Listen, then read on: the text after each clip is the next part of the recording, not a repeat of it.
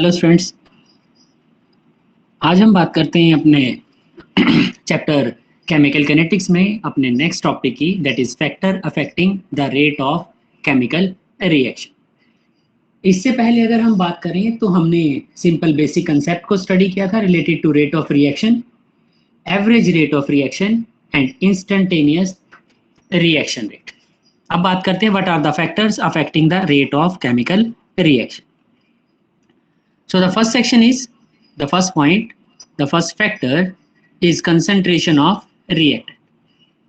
तो अगर reactant की बात करें then rate of reaction is directly proportional to concentration of reactant. ठीक है, क्योंकि जितना ज़्यादा reactant हमारे पास होगा उतना ज़्यादा ही वो प्रोडक्ट का फॉर्मेशन करेगा।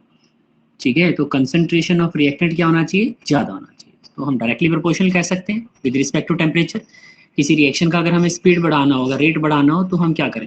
With the rising temperature there is increase in the rate of reaction. Then third one is presence of catalyst. The rate of reaction is again directly proportional to the catalytic presence because catalyst increase the rate of reaction. Surface area की अगर हम बात करें तो जितना ज्यादा surface area होगा rate of reaction भी उतना ज्यादा होगा। ये कह दो कि रिएक्शन की स्पीड उतनी ज्यादा होगी। Next one is exposure to the radiation. इसका मतलब जब हम बात कर रहे होते हैं sunlight, so photochemical reactions are taking place in sunlight. तो जितनी भी फोटोकेमिकल रिएक्शंस होंगी वो सारी की सारी सनलाइट के अंदर प्रोसीड करेंगी। ठीक है, तो ये पॉइंट्स अच्छी तरह से ध्यान रखना। जो ये सेक्शंस हैं इन सेक्शंस को अच्छी तरह से ध्यान रखना, ये हमारे पास एग्जामिनेशन पॉइंट ऑफ व्यू से काफी इंपॉर्टेंट हो जाते हैं। उसके अगर हम बात करें बाद में dependence of rate on concentration. ठीक है, किस तरह से जो रेट है वो कंसंट्रेशन के ऊपर डिपेंड करता है। तो हमने यहाँ एक ग्राफ प्लॉट किया है, the graph is plotted between the concentration with respect to the time. तो अगर हम एक रिएक्शन की बात करें इन द स्टार्टिंग, इनिशियली अगर हम बात करें, इनिशियली हमारे पास सिर्फ रिएक्टेंट प्रेजेंट होता है रिएक्शन के अंदर। तो यहां अगर मैं ओरिजिन मान लूं तो इस जीरो पर, when the time is zero, the concentration of the reactant is maximum at this point। यहां पर जो रिएक्टेंट का कंसंट्रेशन होगा वो सबसे ज्यादा होगा। And with change in time, जैसे जैसे टाइम इंक्रीज करता है the concentration of the reactant will decrease. वो डिक्रीज करती चली जाएगी, डिक्रीज करते चला जाएगा। और जरूरी नहीं है कि वो कंसंट्रेशन क्या हो जाए रिएक्टेंट का, जीरो हो जाए। हो भी सकता है, नहीं भी हो सकता। ठीक है, तो इस तरह से जो कंसंट्रेशन होगा रिएक्टेंट का वो कंटिन्यूअसली क्या करेगा? डिक्रीज करेगा। And the concentration of the product goes on increasing. और जो कंसंट्रेशन है प्रोडक्ट का वो क्या करता है? इंक्रीज होता चला जाता है, क्योंकि इनिशियली रिएक्शन के अंदर हमारे पास प्रोडक्ट नहीं होता, लेकिन जैसे जैसे रिएक्शन प्रोसीड करेगा प्रोडक्ट का फॉर्मेशन होना स्टार्ट हो जाएगा, तो जीरो से उसका कंसंट्रेशन इंक्रीज करता चला जाता है। इसका मतलब रेट ऑफ या decrease of concentration of reactant is equal to the rate of increase in the concentration of product.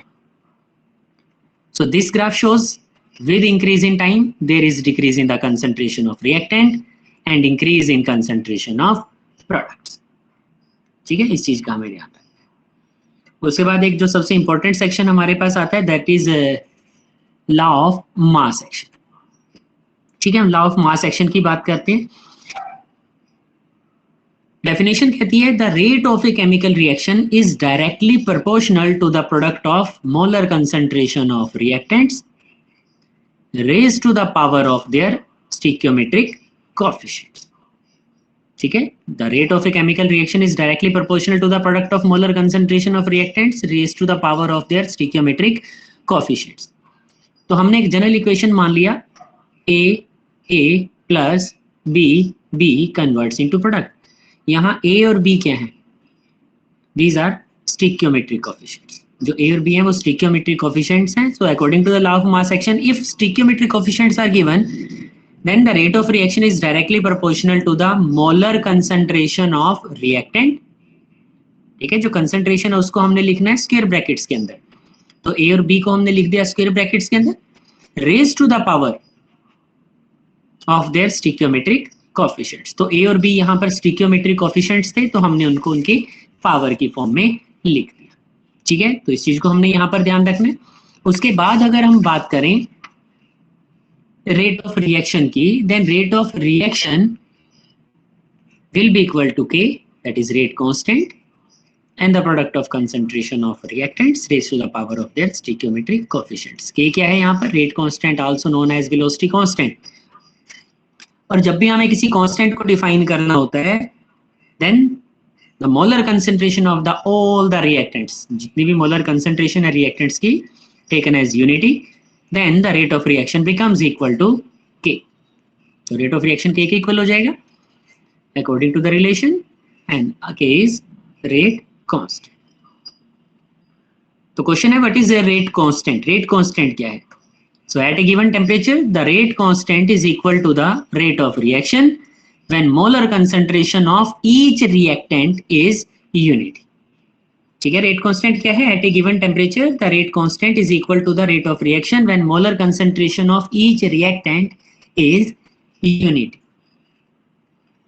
Now, what are the characteristic of rate constant? Rate constant की characteristic की अगर हम बात करें तो rate constant की characteristics क्या हैं?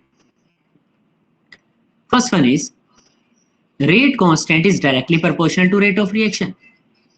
ठीक है, अभी हमने जब डिफाइन किया था rate constant को, तो वहां पर भी हमने इसी रिलेशन को किया that rate constant is directly proportional to rate of reaction. ठीक है, देख सकते हैं यहाँ पर इस रिलेशन से that rate of reaction is equal to rate constant. At a particular temperature, ठीक है, अगर हम एक स्पेसिफिक टेम्परेचर की बात करें, every reaction has a definite value of rate constant. बड़ा इंपॉर्टेंट पॉइंट है ये, that at a particular temperature, इसका मतलब अगर टेम्परेचर फिक्स है, then every reaction has a definite value of rate constant. So with the change in temperature, there will be change in the rate constant. तो जैसे जैसे temperature change होगा, rate constant भी क्या हो जाएगा? चेंज हो जाएगा. But at a particular temperature, every reaction has a definite value of rate constant. And for the same reaction, the value of rate constant change with change in temperature. ठीक है, इसी factor की हम बात करें कि टेम्परेचर में change आएगा तो रेट कांस्टेंट भी क्या कर जाएगा? उसका वैल्यू चेंज हो जाएगा. Rate constant is independent of concentration of reacting species, pressure and volume. Rate constant is independent of concentration of reacting species, pressure and volume. ठीक है, and the units of rate constant depend upon the nature of the reaction or upon order of reaction. अगला section जो हमारे लिए important है that is order of reaction. तो जो rate constant की यूनिट्स हैं वो किसके ऊपर डिपेंड करेंगी? Upon order of reactions. तो इस चीज को हमने आगे स्टडी करना है, लेकिन कुछ पॉइंट्स के साथ, कुछ सेक्शंस के साथ हम इस चीज को स्टडी करने वाले, तो बड़े ध्यान से देखना अगला सेक्शन जो भी हमारा होने वाला है. ठीक है, so next one is the difference between the rate of reaction and rate constant. तो अगर हम बात करें रेट ऑफ रिएक्शन की, ऑलरेडी हमने कर लिया रेट ऑफ रिएक्शन और रेट कांस्टेंट, अब सिर्फ हमने उसको डिफरेंशिएट करना है. So rate of reaction is change in molar concentration of reactants with respect to time. ठीक है, rate of reaction is change in molar concentration of reactant with respect to time, while the rate constant is a constant which is equal to the rate of reaction when the molar concentration of each reactant is taken as unity. क्योंकि constant और तभी define होगा जब हम reactant की molar concentration को क्या मान लें? Unity मान लें. Its value depend upon molar concentration of reactant. ठीक है, जो रेट ऑफ रिएक्शन है उसका वैल्यू किसके ऊपर डिपेंड करता है? Upon molar concentration of reactants के ऊपर डिपेंड कर रहा है.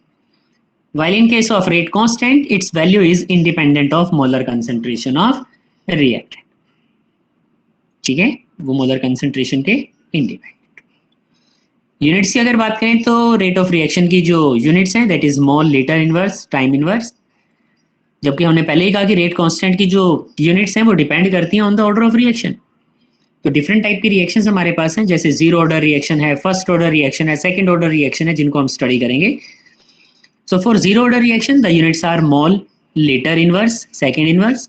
For first order reaction second inverse, sorry for first order it is second inverse, and for second order reaction it is mole inverse, liter and second inverse.